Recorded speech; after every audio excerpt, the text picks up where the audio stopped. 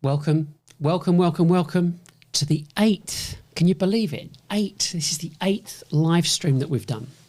Now, let me just get myself organised, move some cursors, some mice around with that one over there.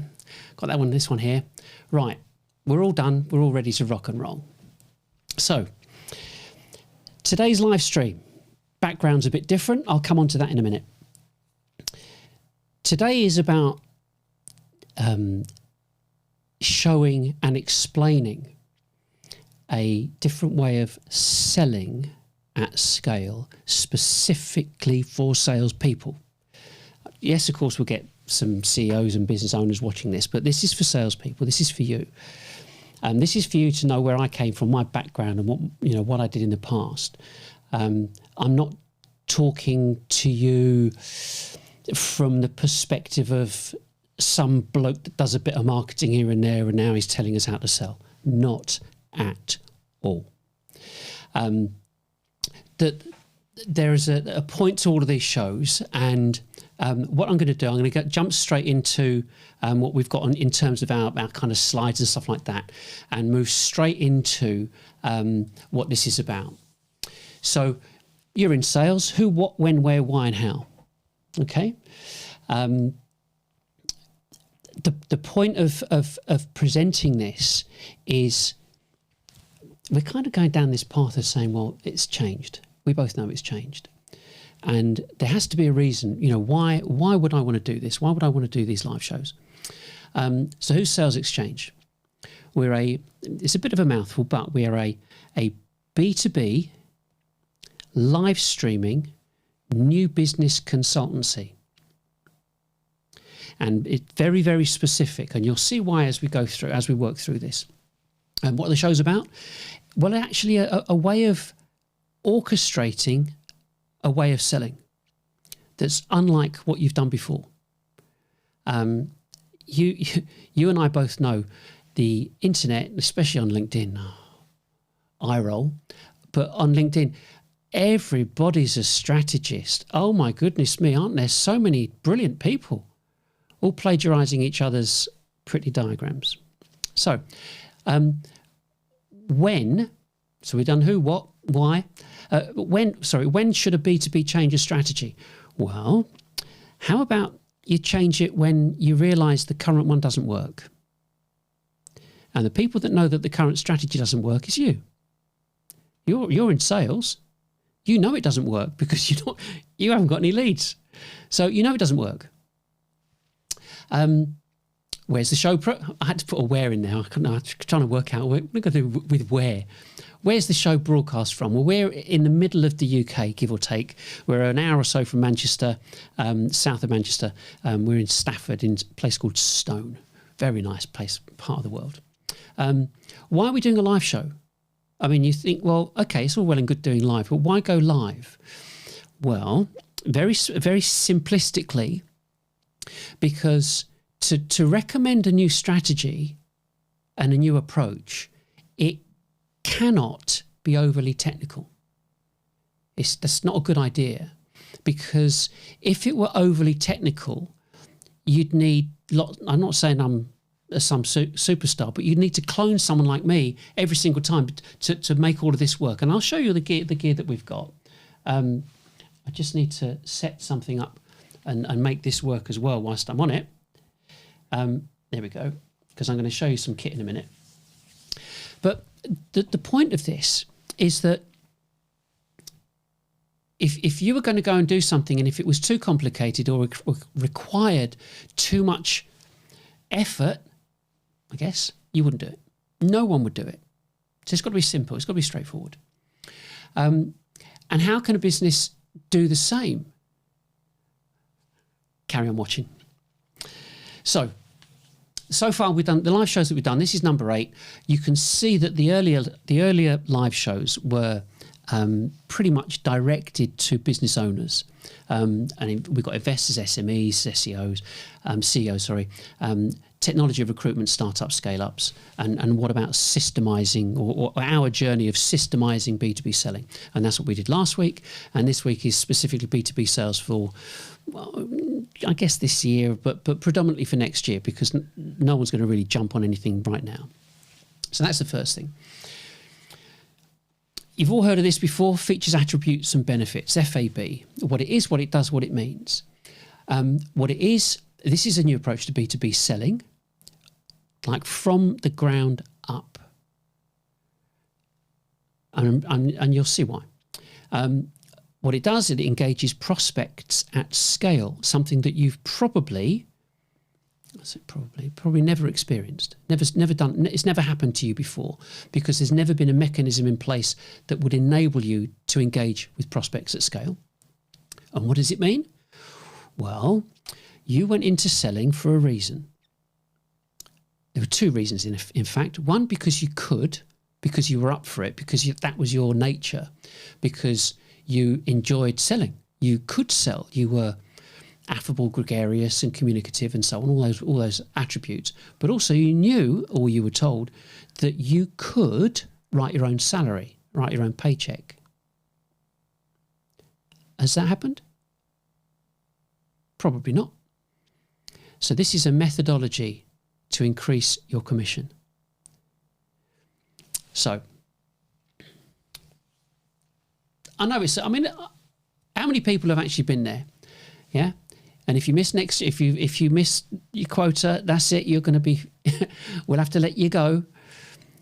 And the whole thing about missing targets and so on, it's never deliberate. I mean, you've got some lazy people that are just hanging on to their basics, but no one wants to just live off their basic.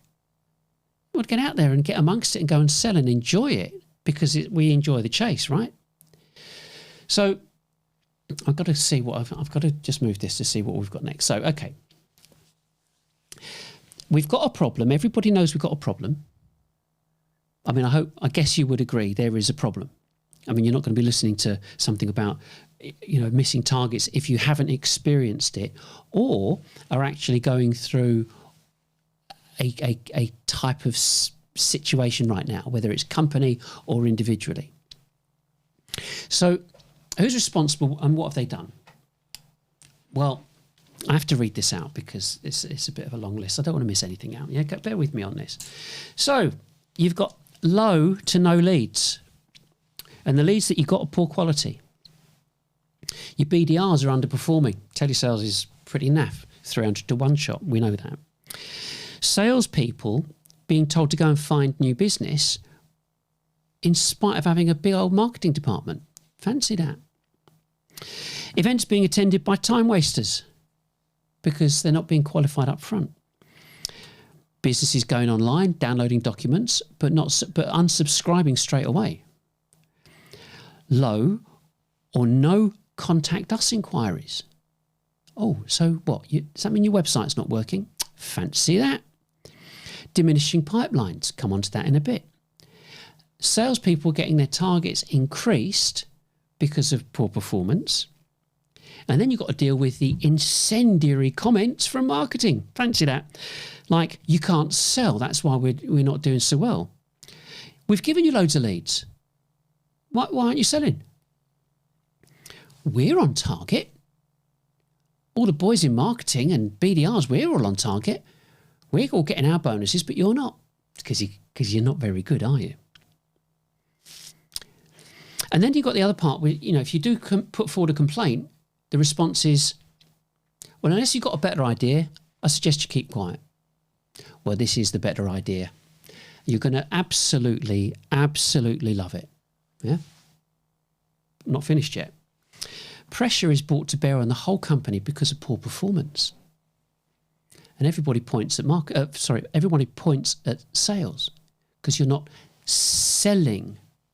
Okay, that's the operative word here, selling. One of the problems is marketing's cornered much or most of the budget. I think the average, who was it who put it out? I think it was Gartner, said that something like 10% of the total budget is allocated to marketing. And it keeps going up and they keep demanding more. The strangest element of it is that marketing people, senior marketing people, it makes me smile, have a tenure of 9 to 18 months. Excuse me. So they join a company, say they're going to set the world alight. It doesn't happen. They get fired. But the problem here, it's not just that they get fired. It's that the SMT, your directors, tend to just go and find a clone. Somebody else that can blag them about how much business they did in their previous job. And so they come and join the company and they dress everything up that the previous person was doing, but dress it up differently, do the same thing. This 9 to 18 months has been going on for like nearly 10 years. But no one's joining the dots. Well, except me. So, and because of this kind of, this problem, this endemic problem, marketing are not doing the research. You would think that marketers, well, that's what you do. Market research goes together. Why aren't you doing? If marketing had done any research themselves, I wouldn't be sitting here talking to you. I would not have anything to say because it would have already been done. And I've got a big problem with this because I started off, I started off a long time ago. I've been doing this nearly 40 years. I started off selling technology, SaaS and services. I was doing telecoms and integration with CRM. I think the biggest deal I got was like 4.5 million with one company. I know about sitting in front of people. I know about cold calling in the rain and sleet and snow. Yeah, doing telesales day in, day out, trying to get appointments. I've done it.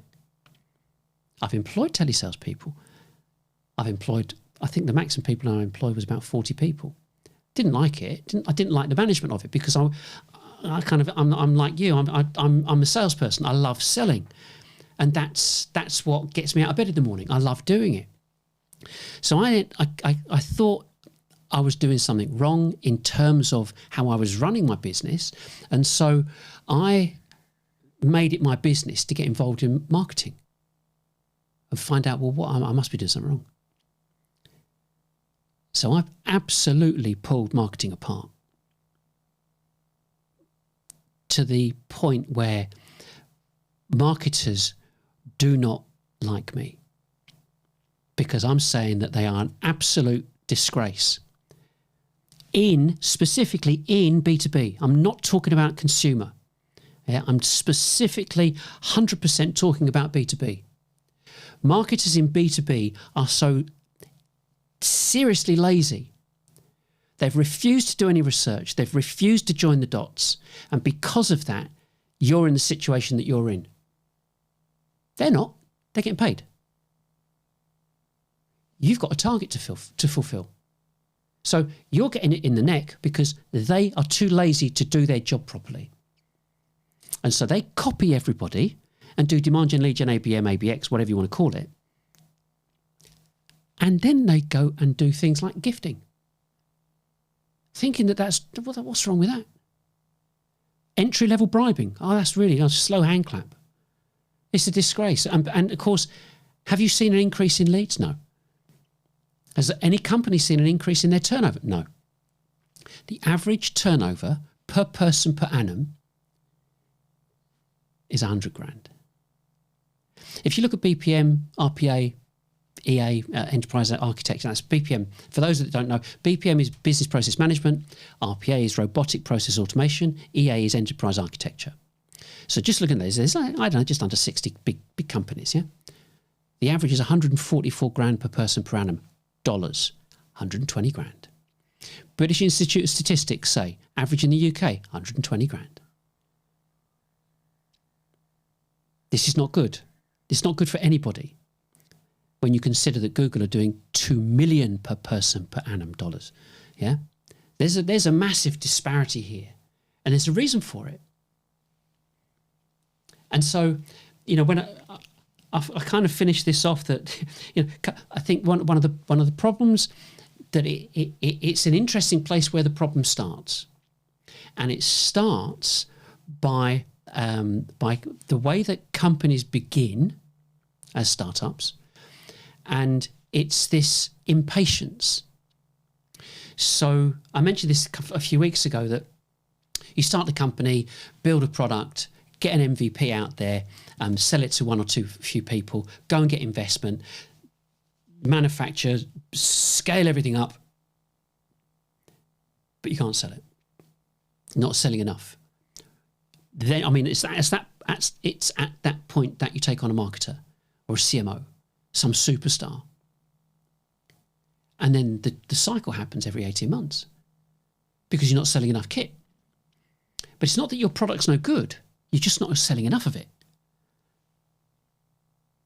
So no one really knows what to do except to get worried. And then you go, well, if you look at the statistics, I mentioned about the average turnover per person per annum, but if you look at the statistics,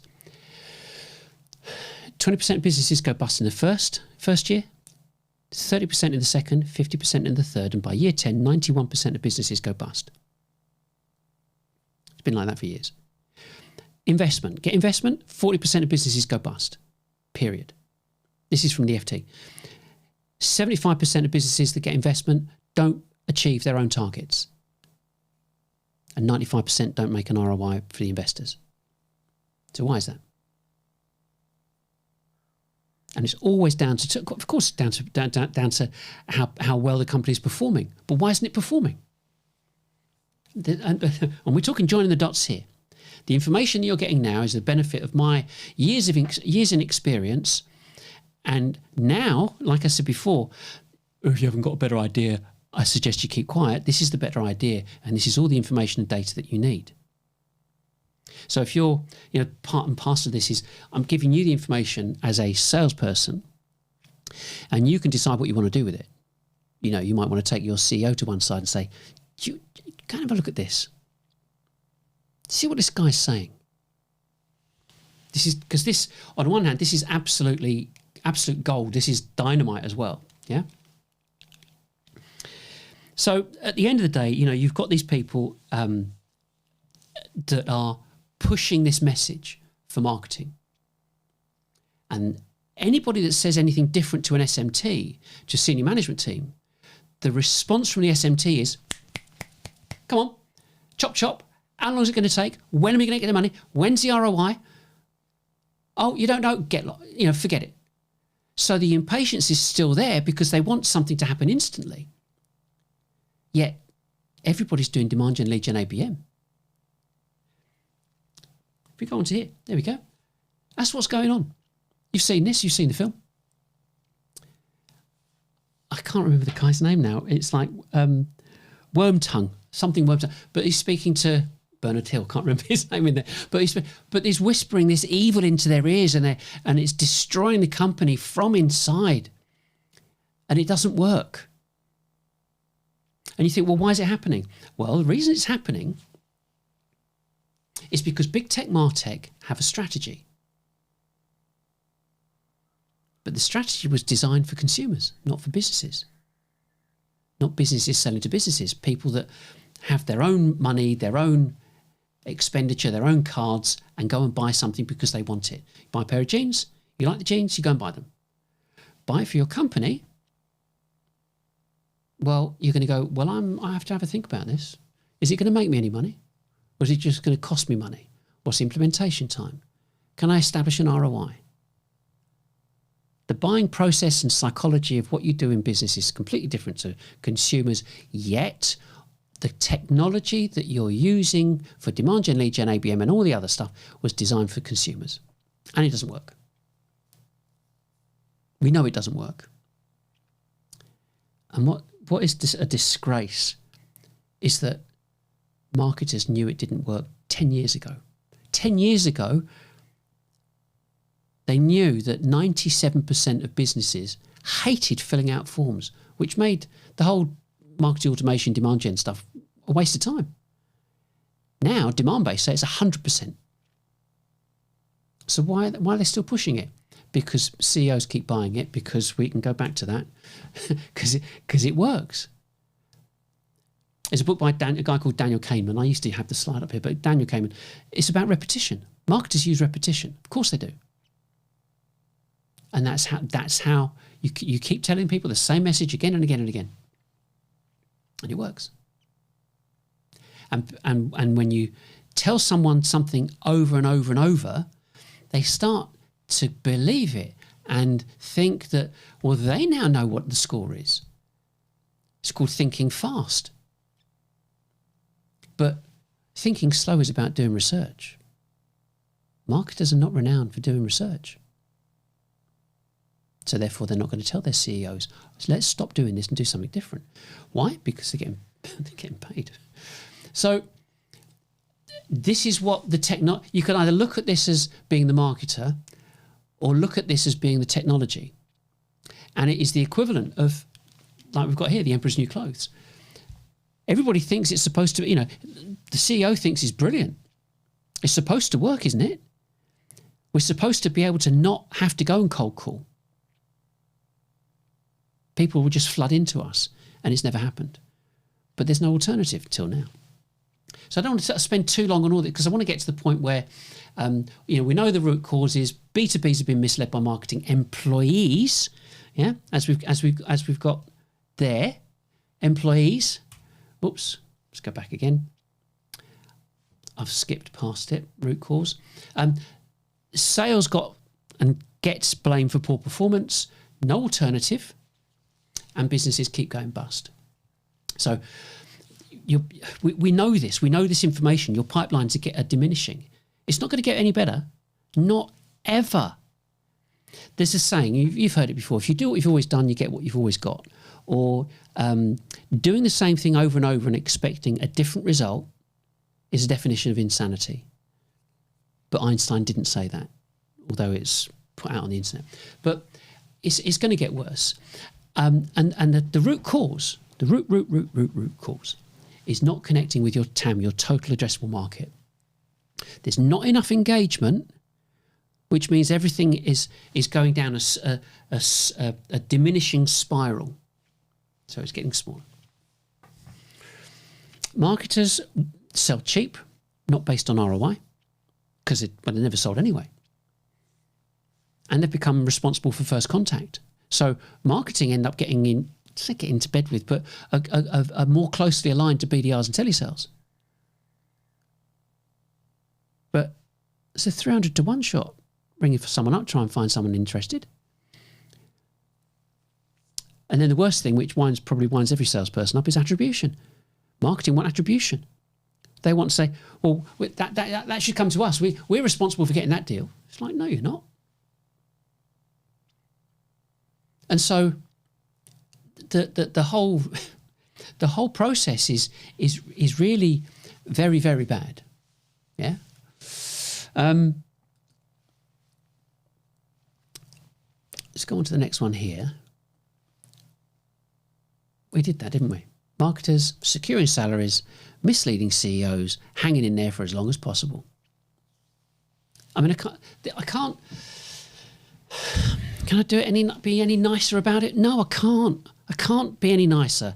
When you've been in business for 40 years and you see this stuff happening again and again and again, and you see the heartache and the grief that's dished out to business owners and all the salespeople. So the salespeople are getting the crappy end of the stick and being basically beaten over the head with a big stick saying sell more. But the business owners who own the companies, who've got their companies up for, they got their properties securing bank loans and goodness knows what, they're being screwed. They're being scammed. Because the people that are telling them to do something have no ownership within the business. Go and get another job. Oh, look, the company's gone bust. Never mind, I'll go and get another job. And I went over this with recruitment. Recruiters, do the same thing. So can it be repaired? Can sales be repaired? Well, I wouldn't be sitting here if you couldn't do that. Definitely do not go back to basics. They don't exist. Yeah? Mail shots, telesales and door knocking. You think. Yeah? The landscape's changed. There's absolutely no going back. So what do you do? What are you going to do about it? Because there's no point complaining. I think I might have jumped ahead of myself about complaining. But what have you got to do? Well, the first you've got to tell your market you exist. You've got to promote your content, not the product. It's really, really important. You must understand about promoting the content. It's not you that's going to do it, but you've got to keep your eye out for this. You've got to understand what your company's doing and why it needs to change and how it changes. The reason you've got to promote your content is because people like me who are buyers, we want to learn. We don't want to be taught, we want to learn. We don't need you or any salesperson coming around telling us how to run our companies, because the response is, so when's the last time you ran a company? Oh, I've never run a company. So therefore we have nothing in common. So you want to get over that hurdle and ensure your company's producing content that educates your prospects, because the prospects want to self-serve, self-educate and remain anonymous. I don't want you knowing who I am if I'm a buyer. Why would I? You're going to pester me. I employ people to keep you away from me so I can get on with, running my company. So if you're being pushed to go and get in front of them, not going to happen. So there's got to be a better way of doing this. Telling your market you exist. This is a numbers game. We all know this is a numbers game. But nobody has ever explained a method or a methodology to work the numbers. Okay, this particular side, in the UK, just to give some examples, in the UK there are 212,000 companies that have got between 10 and 50 employees. Yeah, 212,000. Companies that got 50 employees and above, it's 44,000, and that's broken down between 36,000 up to 250, specifically up to 250, and then 250 and above is 8,000. So go for the larger group, because we know if they're doing if they've got 50 employees, they're going to do about 5 million plus turnover. Okay, nice and simple. They should be able to afford what you've got to offer. You don't need Dun & Bradstreet, Cognizant, Zoom Info and all the other stuff giving you the firmographic information to chuck into Salesforce, to have the API back into Marketo to tell you who you're supposed to ring. Yeah, you don't need that. You can tell I know. I'm on the case for this.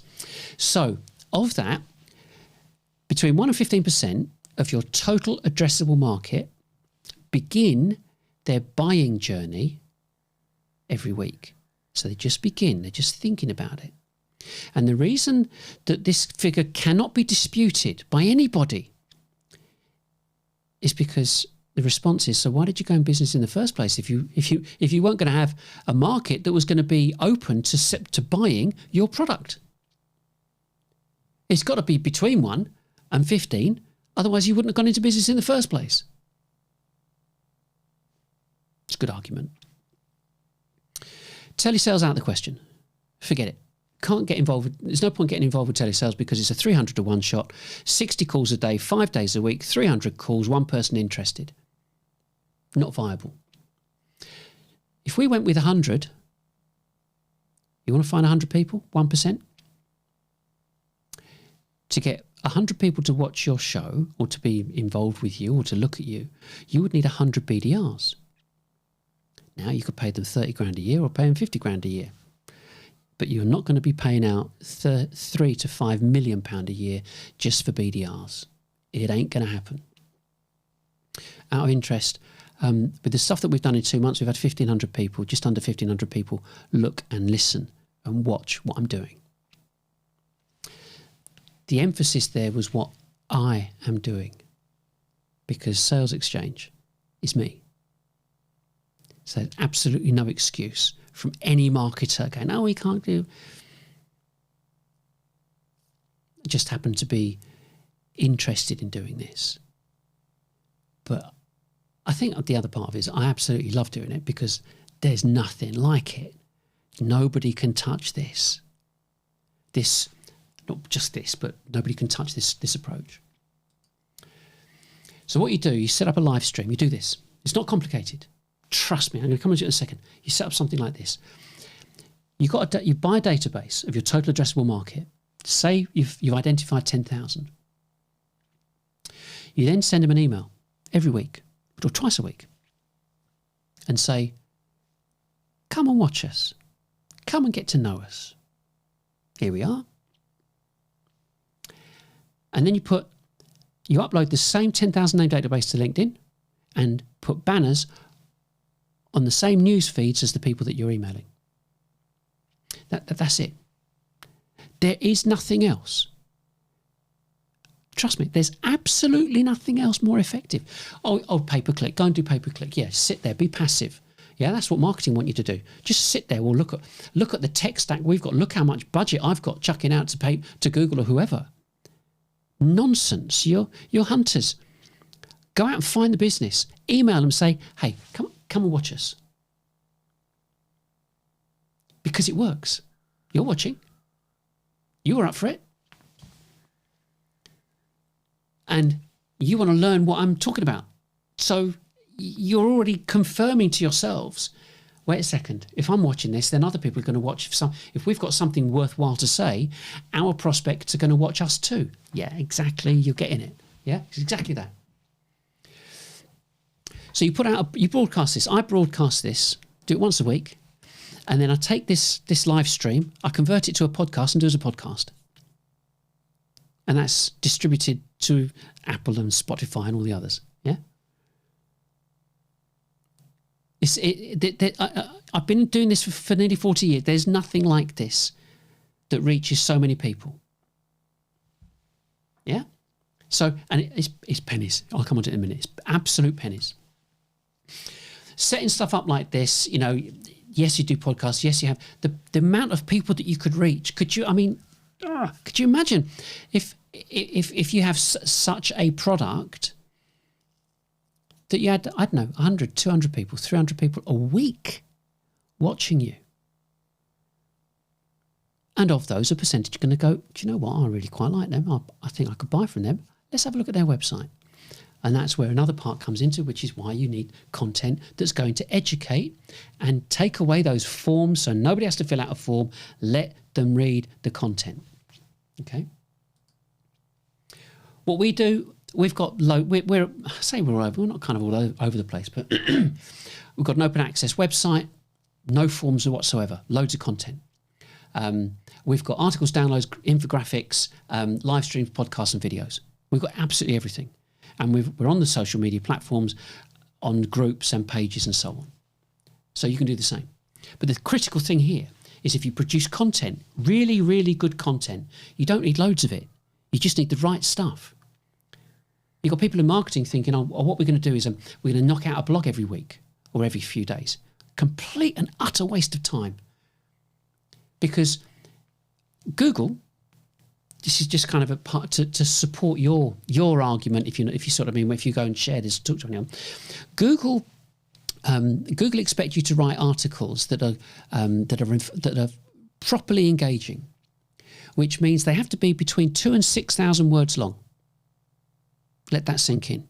Not 4 paragraphs, 500 words to a page, give or take. Okay, so 2,000 to 6,000 words with an index and bullet lists, number lists, images, graphics, infographics, links, something that would really educate someone. And the reason they want that, they're not interested in you, they're interested in themselves. Of course they are, because they're a commercial organisation doing 2 million per person per annum. And they want you to write great content so then they can index it and tell their customers on Google search to look at this information. We're serving you up exactly what you wanted. Okay? Google are serving their customers with what they wanted. They don't care about you. If you're writing silly little blogs, not you, but your company is writing 2, 4, 6 paragraph blogs and thinking that constitutes producing content, absolute nonsense. Because next stage, as soon as you've written it, yes, it's got to conform to all the SEO standards. Oh yeah, we've got Moz or Neil Patel or SEMrush or whatever. But Google won't index it if it's not good enough. First, they've got to find you've got to make sure you've got a proper site index. Sitemap. Sitemap submitted to Google. Google says, yes, it exists. Thank you for that. Oh, we've had a look at it. We don't like it. We're not indexing it. I mean, you could have put loads of work into it. They go, no, not interested in it. And you and your colleagues are going, but this is a brilliant piece of content. And you go on to Google Search Console and go, it's not been indexed. All that work and effort completely and utterly wasted. And you're sitting there going, and we've used it. We've got Marketo, Pardot, or HubSpot, or whatever. We've got a form on there. So when someone goes on there, but nothing. Complete waste of time. Unless they're my adverts. These adverts, I've got 288 adverts at the moment. I haven't finished yet. At the moment, being output every single day, all month. Don't have to touch it for months. Do you know, guess how much that cost? 50 quid a month. So everything I'm talking about, we are not talking money here. We're talking common sense, something that marketing is lacking. You can have one great piece of content that you and your colleagues know. You're in sales, you know what your customers want to read, so you've produced it. Great. Now produce 10 adverts to promote the content. 20 adverts, who cares? Doesn't matter. So as long as you've got these adverts going out, that is what's going to attract your prospects. It's the information so they can self-serve and self-educate, get to know you, and remain anonymous. So the whole point of it is where you are right now, you do have to review your existing content. You can set up what we call Social 444, which is 4 adverts, minimum 4 adverts, 4 times a day over 4 weeks, and repeat. So you create 120 adverts, don't have to do any more promotion, so to speak, on someone like LinkedIn or Facebook or whatever for months. Yeah, just monitor it, see what's successful, change it, and so on. Promote your content, not product. Don't worry about SEM. Don't worry about SEO or SEM. They're red herrings, because your company knows your focused target group. And now you are emailing them every week to say, come and watch us. What do you need SEO for? You have to think about that. You don't. Waste of money. Don't worry about, and in terms of indexing, in time your company will go, right, here's a decent format between 2,000 and 6,000 words, and so on and so on. We've got templates for that. Don't worry about pay-per-click to landing pages, because you're not going to do demand gen, and stop digital marketing automation altogether. Complete and utter waste of time. And you're sitting there thinking, wow, he hasn't even taken breath. And the point of all this is that there is a big problem. And when it comes back to impatience, like I mentioned earlier, you have to understand this. This is critical, absolutely critical for your future. If you don't get this, you will be constantly frustrated in what you're doing. 25 years ago, it would take about 10 visual touches, if you want to call it that, for somebody to become familiar with a brand or a product. And what we were doing back then, what people were doing back then, was sending stuff out, but 1 in 3 would get through, which meant you needed to have 30 things go out on a regular basis. Yeah? 1 in 3 get through, they get to see 10, and you become familiar. Happy days. Now, that 25 years later, we've got LinkedIn, TikTok, Facebook, Twitter, X, Instagram, and so on.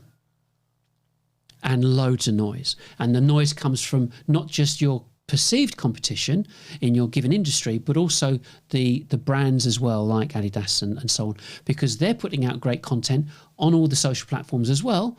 And people are there with their thumb going, okay, yeah, okay, click past, don't like your advert. Oh, here's Adidas, I like that. So Adidas are getting the dwell time. They're getting eyeballs on their product, not yours. So repetition is the key. Now, 25 years later, it's 30 touches. So you need 300, because only 1 in 10 get through, because there's so much noise. But if you're just producing images and information used with the help of GPT, ChatGPT, and Midjourney, and images, and so on and so on, it's not a problem.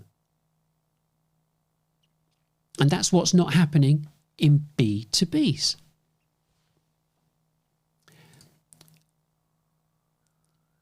cut the impatience. Do you really just want the kudos and stress of getting investment in into your business? This is kind of a message for business owners. Or do you just want the calm and success? I want calm and success. We live through this stress process because of impatience within business. And no one wins. So what can you do? Well, don't complain. Your boss, your CEO, if you turn around and just bitch and complain about no leads, he's not interested. What you can say is, we both know that marketing has not worked for the past 10 years. And that's a fact across every industry in B2B. It does not work for anybody because demand gen, lead gen doesn't work because it was designed for consumers. But I've got a great idea. You just inwardly digest this. Yeah. You can explain the effort. It's minimal effort, massive reward. It costs pennies. I'll show you some kit in a minute. Explain about failed marketing. You, as an individual, all you have to do is do this. You're paid to talk. Yeah? Put on a suit. Go and talk to someone about this product that you've now learned how it works. That's it. You can do that.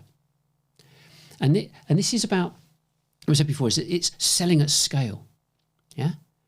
Not just this one-to-one stuff that you've been used to for the past however long in your career. This is about selling at scale. And it's not about the kit. Don't think about that at all. Definitely think about your competition. I mean, I'm reading the slide now. But this is the picture. This is it. So this is the webcam view that everybody has got used to. This cheap, just really ridiculous webcam view, or hide behind the webcam and call it a webinar so you don't have to put your face on it. And we're at the point where I was told when I was selling years, one of the early stories I was told is about dressing not to be noticed. So you don't go in there dripping with gold and, really flash suit and turn up in a Bentley. Yeah, you dress not to be noticed because you want people to focus on what your message is. So they don't notice anything on you. And now we're at this point where who are you going to buy from? Yeah, who would you prefer to buy from? Someone who's sitting there, look at and the overall kind of thing is really quite sloppy and so on, or someone that's prepared, smart, is up for it. And that's what this is about. So from the visualization perspective, you can go, we can go with Tucker Carlson, yeah. That's all quite smart, suit, tie, yeah. Or me. But there's a point to this, because you got, that's television, isn't it? That's what they do on TV. We're all used to this. So how on earth have I going to set this up? Well, you can see, you see my background. Yeah. And the point is, you go back to this, you can do this from home. I'm absolutely 100% serious, and you should be, because you'll like this. Like, let me just let's move this around. So you can press buttons. I can press buttons. You can press buttons. Yeah. So here's the studio. So you can see the studio. We've got camera A is in front there. We've got camera B and camera C. We've got some kit down here, which is for audio. We've got some other kit just here, which has got the rolling image on the background, and some other boxes of tricks. But the critical thing is this: there are 4 buttons on there. Can't see it very well. Doesn't matter. There are 4 buttons on there. Maybe if we went to camera 2, here we go. So there's camera 2. So here's some buttons. You can't really see them, but it's just camera 1, 2, 3 and outro. No, it's lower third. There you go. There's a lower third. Should have done that at the beginning. So anybody can press these buttons. And the reality is you're paid to talk. Would you rather talk to one person or talk to 100 people? Yes, it's public speaking to an extent, but there's no one else here in this room. It's only me. And even with this, yeah. So you can say, right, okay, well, here we are. We're Nigel Main today in a rainy UK. How very typical, yeah. How about? I quite like that one. You know, we've got a bit of a kind of a loft looking image and so on. This is our city office, trendy city office in Whitechapel. How about we go to our Paris office, or we go to our Washington office? Now, there's a very, I say significant, there's an important part to this, which is I'm doing this show live right here now. And if I go onto there, so I've got 4 specific feeds coming into this show, which means I could, you and I, you could go on a Zoom call and I could bring you into my show right now as one of these feeds, on one of these boxes. It's not about the kit. Yeah, it's absolutely not about the kit. It's about being creative, and that's the issue, is that you can do this home green screen home office studio anywhere. Anyone can do it. Camera, mics, and lights. This has just been one. You can just have one camera. But if for example, you had 2 people, you're going to meet one here and someone else there, more people want to watch 2 people having a conversation than any other type of video or live show. So you've got to bear that in mind. So if you and a colleague, sales colleague, bit of banter between you, do a show every week, message 10,000 people, get them to come and watch you, ensure that you've got some content that's useful and interesting. And then when it comes to your actual shows, so right, live show segments, there's 25, 30 on there, whatever. There's loads of them. You've seen it before. You've seen early evening kind of magazine type shows. Oh, first we're going to go to here, then we've got an outside broadcast there, we're going to go to someone else there, we've got some people in the studio. This has now become available to absolutely anybody. Buy a camera that's got an HDMI port in it and you're away. I mean,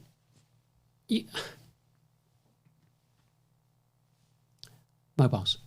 You can even use mobiles. You've seen people use mobiles, but it's because of the lack of creativity in marketing, nobody's actually using mobiles to communicate the company message. Instead, they'd rather go through that whole grief of hoping that people are going to find you. Madness. The other part, I'll do it next week, but adverts. Well, what about adverts? If you've got a captive audience and they're watching you, you go, and we'll be back after these messages. Press the button, advert happens, carry on talking again, go to a new segment. We're talking selling at scale. We're talking quasi kind of in the education versus entertainment, a kind of a balance between the two. And that's what business owners want. And if they can't watch it, they'll listen to it on the way home or to work in the car on a podcast. Don't do it. Your income's going to keep going down. If you chart your income and your individual personal visibility to your prospects over the past 10 years, look at what you're doing now. Look at how much time you actually spend on the phone speaking to a genuine prospect. And that's what's expected of us, of you. Yeah? This way you go, oh, I don't care. I'm not bothered. I'll put this out. We'll get 5, 10, 15, 20 people watch it. Happy days. And then at the end of by within a week, it's up to 100, 150, 200. It's great. It's brilliant. You can't fault it.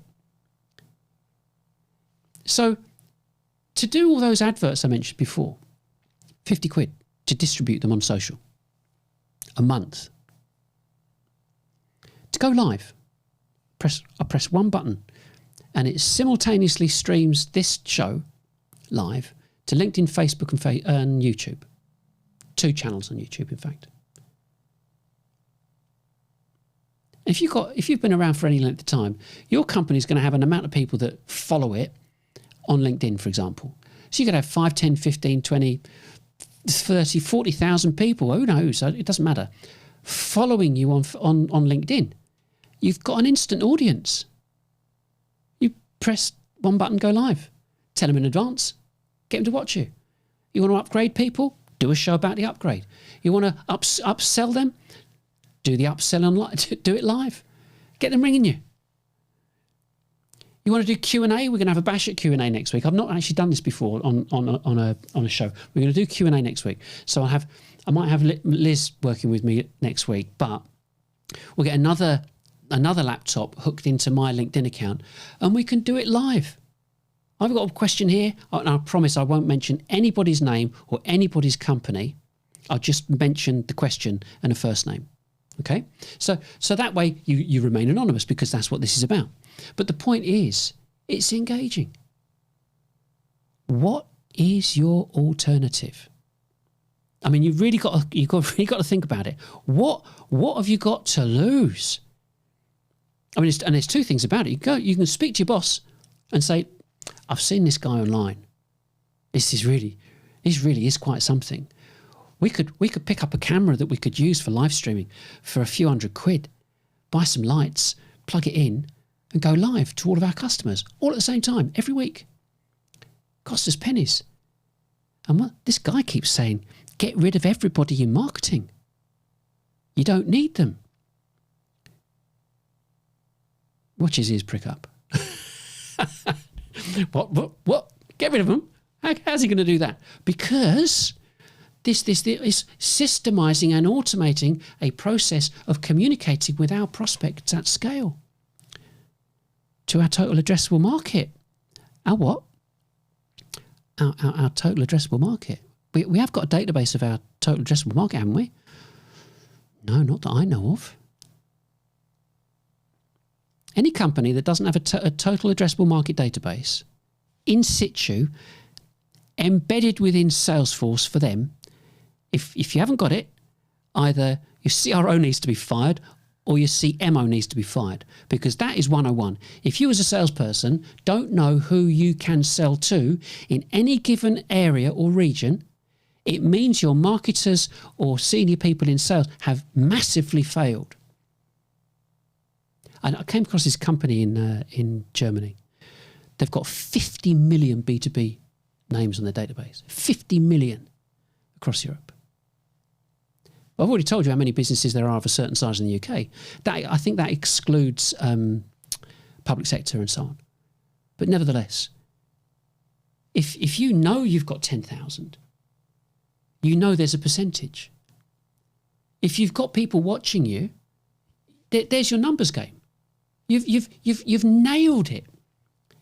Well, yes, it will take some time, because it will take a certain number of repetitive connections through the content that you produce to get them on side, for you to become familiar.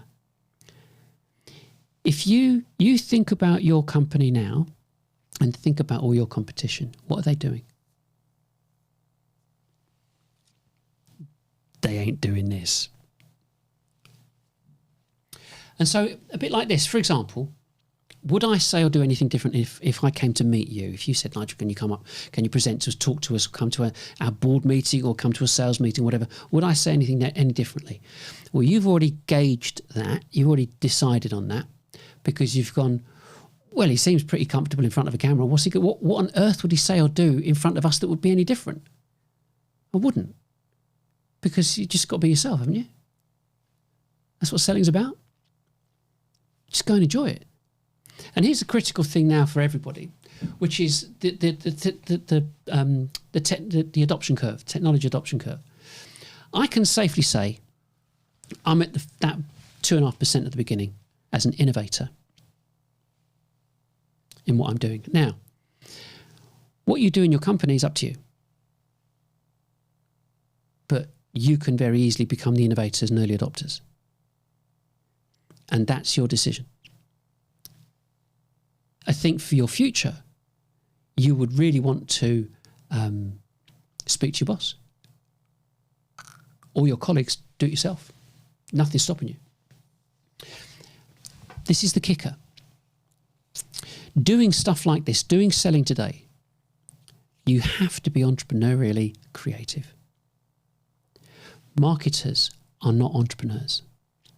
Don't care what any of them say. Anybody in B2B marketing is not an entrepreneur. They have just sat back and done nothing and blagged businesses and shared around their clever little diagrams, plagiarized and recreated their own and presented them as their own intelligence and done zero research. Because if they had, they'd be sitting here, like I said earlier. They're not creatives. A creative person, graphic designer, creative, artist, creative, filmmaker, creative. Yeah, we all get that. Admin, marketing is admin. It's going through a sequence or series of tasks that you do repetitively. It is admin. So why all this onus is put on them is beyond me. But it was the Emperor's New Clothes, the Golden Goose. This is what needs to be done. Everybody wanted it to work. It didn't work, but nobody changed. So it's time for you to be different. And this part, these series, look back at the previous ones. These series is to help you get prepared for this. Yeah? And it's all about the future. What you're going to do in the future. What's going to happen? What are you going to do differently? And that's what this is all about. You've got to do something different. In terms of the sale, give them what they want. Give buyers what they want. The old days are gone. They're not going to come back. Not ever, ever, ever, ever. So we as buyers, we want to get to know, like, and trust you. Same old adage. Know, like, trust, buy. And in order to do that, we want to self-educate. And then we will engage with you when we're ready to buy. Don't want you calling me up. Not interested. Don't save me money. Not interested. Can already do that. I want to know how to make money. If you can help me identify different ways to make money, I'll listen to you. And that's what your job is about. Is establishing an ROI, whether it's saving time or improve this or improve that. Business owners want to know how to make money. And one of the fundamental problems you're going to come across is there's a big pride element here. And you'll come across resistance. Of course you will. There was a message, someone from a very large ABM organisation who has produced a document that says, I will help you defend your marketing budget. Bloody well defend it. You've got to be kidding me. Nothing should need defending. If it doesn't work, get rid of it. And the response was, and if you're having trouble with that, you call me. I'll come down there. I'll sort them out. I'll help you defend your budget so you can keep buying our product. Give me a break. So there's a massive pride issue on the side of the marketers, but potentially with business owners as well. So you need to be sensitive to what you say to your CEO or people further up the chain, because saying you got it wrong. Now, everybody got it wrong. We all got it wrong. We all put our trust in marketing. We all did this. We all endorsed marketing, thinking that marketing was on our side. Marketing is the only department that's saying there needs to be a closer tie and a more synergy with sales. They are the only people saying it. Salespeople are going, well, you can get lost actually because I've got nothing to say to you unless you can give me some decent leads. Prove yourself with the leads and I'll talk. Because they want attribution. Okay. So talk to your colleagues. Talk to your co-salespeople, your co-presenters, yeah? And think about it. Well, we could do this. Sit in front of a camera and have a chat. That's all it is. That's all it is. That's all there is to it. And people get to know, like, and trust you. I quite like him. I don't like her. I like him, or vice versa. Whatever. It doesn't matter. Mix it up, change it up, get different people, have lots of people. Review your website. Really important. And we've got loads of information on our website that you can look at. And you can suggest an evaluation. You could do it internally. You call me up. I'll come and do it with you. I'll organise a meeting. Do it online. Do it face-to-face. Not bothered. But the critical thing is, because of all the information that we've got, and there's stacks of it on our website, you can do this yourself. You can do this yourself. Yeah? And so I think that the most important thing is that you could go it alone. Yeah? You could. Do it yourself. But you've got to learn it, yeah, and that's the only thing that we get to offer, the only thing we can offer is speed. The speed at which we can help you organise and change, get everything in place, and none of it's lost. I mean, you do a live show, it's recorded, and it stays on Facebook and LinkedIn and YouTube forever. So people keep coming back to it, and if you've got like links in the description. You go, well, have a look at the links in the description. Come to our website. We've got brochures and blah, blah, blah, blah. It's forever. None of it's ever lost. And all it's taken is 12:02. This has been an hour. And I'm going to say goodbye. It's job done. And that's the critical point of this. And for the people that are a bit, I don't know. I mean, I'm always all in, like feet first. But of course, naturally, do it in parallel. Why not? But the thing is, when your CEO realizes, wait a second, we don't need to do pay-per-click. We're paying thousands on that every month. We don't need to do this. We don't need to do that. Our website is being hosted by some company that's ripping us off.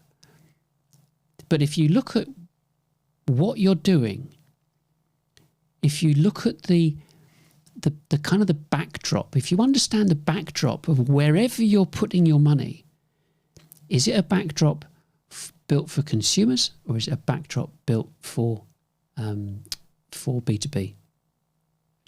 And B2B is specific. Know, like, trust. Yeah, know, like, trust, self-serve, self-educate, remain anonymous. And of course, you can do this every week to thousands of people. And if there's only a couple of you in front of the camera, it changes that whole mechanism of going, well, we don't need as many people doing that or as many people doing this. We need some people in front of the camera. We need some people, maybe one person or so doing the technical bit, bringing it all together, make sure it all works. One or two people maybe on the chat because people are asking us questions during the show. I would rather people were sitting on the end of a screen like this at home, for example, communicating. If you want to talk to one of our sales guys, just go in there and we'll route you through and you can speak to them at home. You can speak to them at their home office. And this is what they get to see. Whether you want a rainy background or not, it doesn't matter. It's irrelevant. But you've got a green screen, you've got everything set up, and it is super professional. One camera. This happens to be there. I happen to have a certain box of tricks here that makes the green screen look really good. Yeah, none of that kind of hazy stuff and what have you. But that's all. And so you're showing your prospects not just that you've got this very engaging and entertaining live stream every week, and you keep messaging them, reinforcing who you are all the time. Ask your boss, how many times have we messaged our total addressable market in the past 12 months? And he won't be able to answer it. He'll say, I'll come back to you on that. He'll then go and ask marketing. He'll say to marketing, how often are we actually direct messaging our total addressable market, offering them something that they can just have without demanding something in return?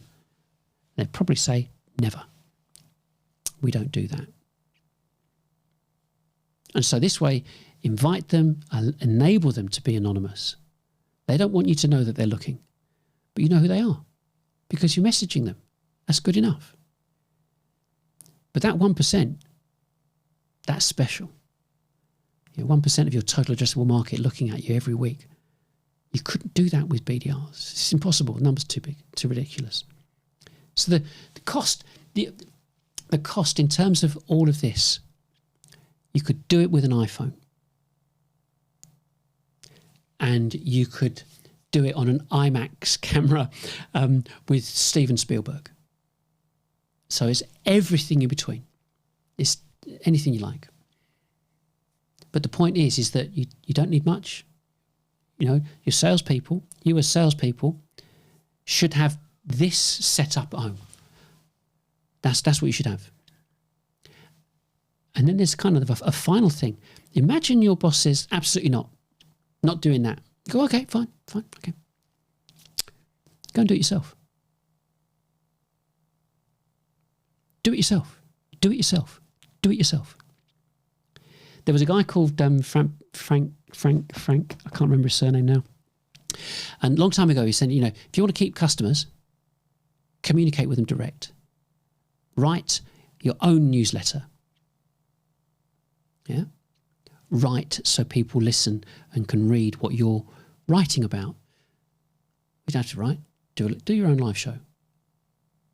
Explain to them who you are, what you do, what fires you up, what you love about your product. You do it. There's nothing stopping you doing it. You're only selling the product.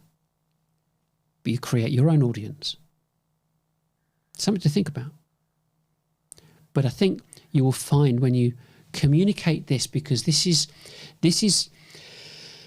I suppose it is an attack on marketing, because marketing have failed in a very, very, very big way in B2B.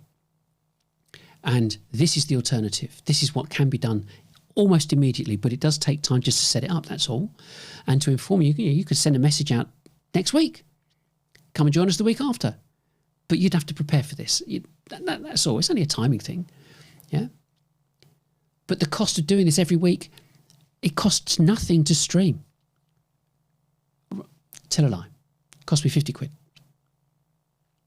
35 quid. 50, whatever. Yeah. $49 to stream simultaneously. Right? That's all. And 50 quid, 35 quid to message, to keep the messages going out. Yeah. So the only difference is your email. So you've got 50, email, 100 quid or whatever, to message 10,000 people 12 times a month, according to I think it was MailChimp, last one I looked at. So we're at 200 quid. So the only thing I haven't got a figure for would be what it would be to put a banner on LinkedIn to those 10,000, just for it to appear, just to say, come and join us, come and join us, come and join us. So you're not asking for any clicks, you're just saying, come and join us. And of course, you've got these people that are already on your, who are following you on your company. There's some various parameters. You've got to have a minimum of 150 people following you on your company name, on your company page, on LinkedIn. Other than that, that's it. So that actually brings us to a close. I hope you enjoyed today. You've got to think about it. Just take time to think about it. Yeah, Rome wasn't built in a day. Think about this. Think about the implications. Think about how you want to present it, approach whoever you need to approach about it. But the important thing is that it's all about great content. And whilst you can create, you have to create good written content so that people can look at it. But equally, create great content and then talk about it. Oh, we've got this brochure here. have a look at this. This is what we just produced, and we're going to talk about it, don't we? I've got so-and-so here. It's not difficult. Honestly, it's not difficult. You just have to kind of get over that. I don't know, whatever. If even if there is anything to get over of doing a live stream, you might be speaking to 5, 10, 20 people, 100 people. Doesn't matter, as long as you keep doing it, because you can. Like I said, it's going to stay on all the social channels, and you can put it on your website as well. But more importantly, you can keep repeatedly promoting it to your total addressable market. So that's it. Let prospects remain anonymous and stop throwing money away, good money after bad. And like it says right at the bottom, digital marketing and automation for B2Bs has failed. It's not salespeople or the products. It's marketing. The future is still bright. And that's it. That's it from me. Next week, we've got a Q&A. We'll have a bash at that, see how we get on. And please do join us then, just to show support, say, oh, we watched it, thought it was great, good luck to you, blah, blah, blah, whatever. Yeah, but join us next week and we'll have a bit of fun online. And that leaves me to press the final button, which is the outro. See you next week.